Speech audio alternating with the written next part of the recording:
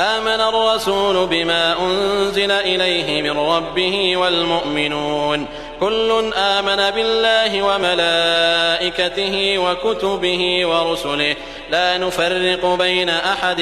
من رسله وقالوا سمعنا وأطعنا غفرانك ربنا وإليك المصير. لا يكلف الله نفسا إلا وسعها لها ما كسبت وعليها ما اكتسبت ربنا لا تؤاخذنا إن نسينا أو أخطأنا ربنا ولا تحمل علينا إصرا كما حملته على الذين من قبلنا ربنا ولا تحملنا ما لا طاقة لنا به واعف عنا واغفر لنا وارحمنا أنت مولانا فانصرنا على القوم الكافرين.